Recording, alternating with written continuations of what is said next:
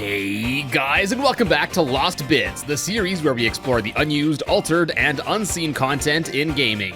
Although crowd favorites like Spongebob, Leonardo, and Nigel Thornberry didn't make it into Super Smash Bros. Ultimate, they and a whole bunch of other Nickelodeon characters have instead their own fighting game now, Nickelodeon All Star Brawl. Everyone is here. Well, almost. And thankfully, just like many games, this one doesn't go without its fair share of unused content either. And with all of that said, let's not stall. It's time to find some lost bits for Nickelodeon All Star Brawl. Alright, so kicking things off, despite the game already having a large roster of Nickelodeon characters, currently there are numerous references to a few other characters that didn't make the cut. Well, at least not yet. It's entirely possible these may be added to the game in the future. The first one, news I've already seen floating around the internet, is that it looks like the Monday-hating, lasagna-munching Garfield was very likely to have been planned to make an appearance in this game. Garfield is referred to in the files under the codename Orb for some reason. Now, I'm no expert in Garfield lore, and a few quick Google searches only yielded a Magic the Gathering card and some fanfics, so I'm not really sure what the Orb connection here is. Like maybe it's this biography of the president, James A. Garfield. But yeah, if you have any ideas what the Orb connection is, let me know. Also, I didn't think Garfield was actually part of Nickelodeon, but it turns out the rights to Garfield was acquired by Nick only a few years ago. Anyways, leftover that support this include a character portrait, several text strings for the intro dialogue seen at the start of an arcade match, as well as the names and descriptions of several planned moves. These moves include Fly Swatter, Spin Drop, Forward Kick, Happy Day, Tap Dance, Donut Bother Me, Thrashing Thoughts, Leg Slap, Cat Pounce, Lasagna Frenzy, Yawn, Classy Shtick, Air Stomp, and then there are some special moves that also have an associated descriptor for them. This includes Pookie, where Garfield could place and recall his stuffed bear Pookie, who would deal damage on the way back. Pie Party would have had this Chungus throwing 3 pies, each with a different effect. And lastly, Feral Cat seems like the up special recovery attack. And in addition to the Pookie attack, there's also this leftover model of Pookie and a pillow that's thought to have been meant for the attack as well. But the back of the pillow isn't fully complete yet though. There are also 3 unused audio clips of the in-game announcer announcing Garfield's name. Garfield! Garfield! Garfield! And that's not even all of it, as there are even some remnants of what would be Garfield's stage. The stage is known as Sweet Dreams, and in addition to an unused level icon being left over, not only are the actual model file and associated textures left in the game, but it can even be force-loaded into the game. Garfield's dream has it all, from donuts to candies, an ice cream castle, bacon and egg flowers, milk carton homes, pretzel fences, and even some healthier stuff like broccoli, celery, and tomatoes. There's also a large statue of Garfield himself, and of course, it wouldn't be a Garfield stage without an absolutely massive lasagna, which, in addition to these 2 pizza pies, it appears this was going to be the main area that you'd play on here. And additionally, there are also leftover models of a few NPCs that can be seen roaming around in the background. We got a pair of walking donuts, a bowl with some sort of taco salad or something, a gravy boat, as well as a flying turkey. Gobble gobble. Also, there's a leftover model of a pink cotton candy sheep, also meant for the stage as well.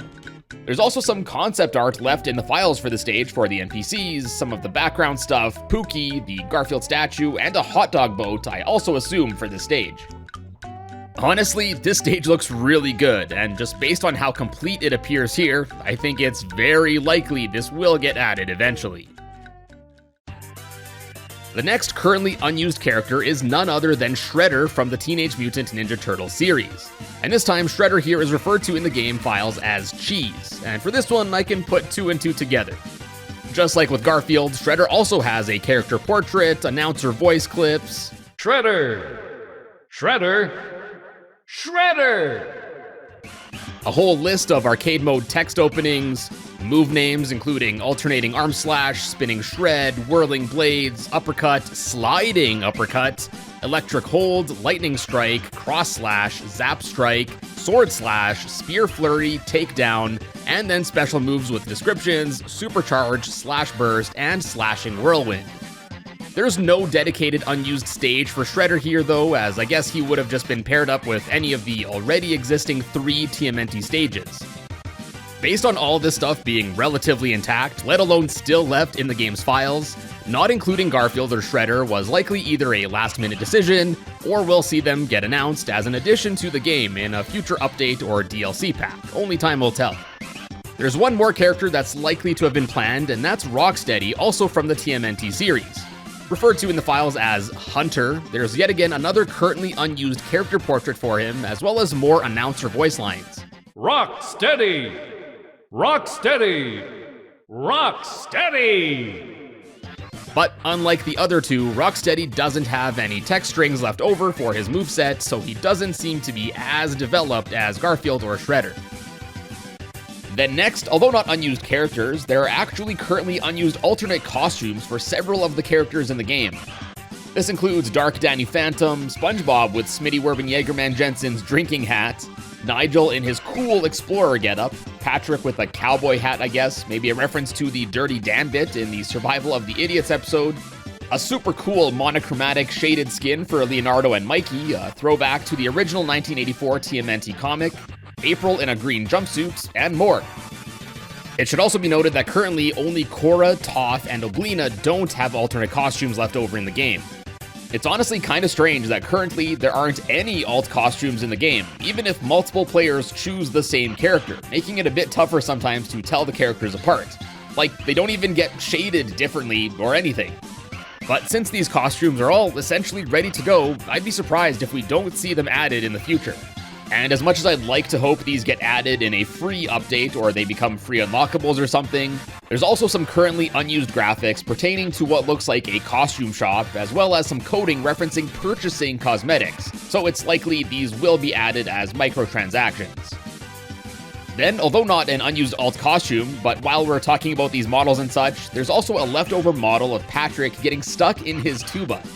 It's unclear if this was part of a move, taunt, or victory pose, but this is of course a reference to such an iconic SpongeBob scene, and one of my personal favorites in the series, so I think it's a real shame this wasn't included.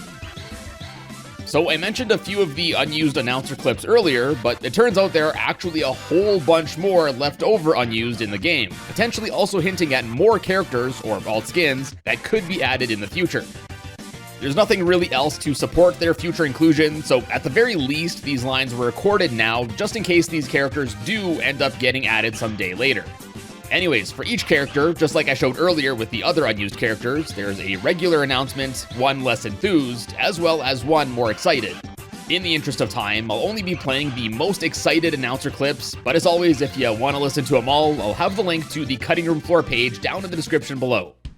Anyways, these unused voice clips appear to show the possible future additions of Mermaid Man, Barnacle Boy, Mr. Crab, Squidward Tentacles, Plankton, Raphael, Donatello, Casey Jones, Foot Clan, Krang, Metalhead, Bebop, Teenage Mutant Ninja Turtles, Jimmy Neutron, Cindy Vortex, Avatar Roku, King Boomy, Princess Azula, Sokka, Uncle Iroh, Jet, Fred Zuko, Katara, Ren Boeck, Stimpy, Rocco, Filbert, Chucky Finster, Susie Carmichael, Tommy Pickles, Angelica Pickles, Eliza Thornberry, Donnie Thornberry, Grr, Dark Danny, Skulker, Vlad Blasmius. Now, as you heard, there's of course a lot of characters there, and I strongly doubt we'll get them all, but even a few would be really cool. And it's neat to see Jimmy Neutron there, but I'm honestly really surprised there's no Timmy, Wanda, and Cosmo from Fairly OddParents in the base game, let alone in any of these clips. And how can you have Helga in the game but not Arnold? And come on, where the hell is Carl? There's of course a whole bunch of characters that can still be tapped from the Nick universe, so here's to hoping that at least a few of them get added. So I mentioned the unused Garfield's Dream stage earlier, but there's actually leftover stuff for another currently unused stage. Left in the files is also an unused level icon for a Double Dare stage. Now, I've never heard of Double Dare until today, but it's basically a kids game show on Nick, where two teams compete in various games, usually involving making a mess. Anyways, the stage is referred to here in the code as Life Show, and thankfully, just like the Garfield stage, this stage is still mostly intact in the files, and can even be loaded and played on, as seen again in this gameplay by Ghost Pumpkin Soup. The stage appears to, of course, follow the game show's style, and we can see another 3-platform setup with the 2 on the side occasionally having some slime sprayed on them. There's a pair of TV monitors flanking both sides, then in the middle is this strange big nose with sunglasses and very bushy eyebrows, like mine. And it looks like this creepy fella was to sneeze the slime, or I guess snot, all over the middle section. And just like Garfield's Dream, this stage looks pretty complete, so again, I'm pretty sure we'll see this added down the line here. On that note, if this stage ever does get added, I guess this would be the first live-action Nickelodeon show to be featured in this game. Next, let's move on to some unused graphics left in the game. We got this checkered circle known as Test Goal, placeholder graphics of various stages of an explosion, I especially like this one, some placeholder graphics for the sports mode, a screenshot of Spring Boob in a test level, and here we can also see some debugging features. Unfortunately, neither of these have been currently found in a playable form yet. There's this unused image of Grandpa Lou from Rugrats, and this was likely used as a reference when making the model of him that's seen snoozing in the background of this stage. And then there's what appears to be an early version of the logo for this game. As you can see, it looks like this game originally had Universe tacked at the end, and this was of course ultimately shortened. Next up is a whole whackload of graphics from the Loud House series. I want to assume that again these were used as references when developing the characters as well as stage for this game.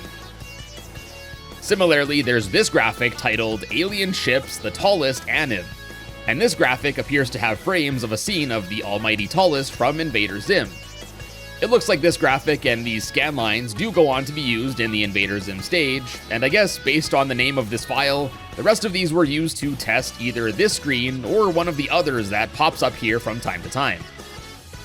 And last up for this video are assets and references to several items that can be found left over in the game's files, and some of them can even still be loaded in.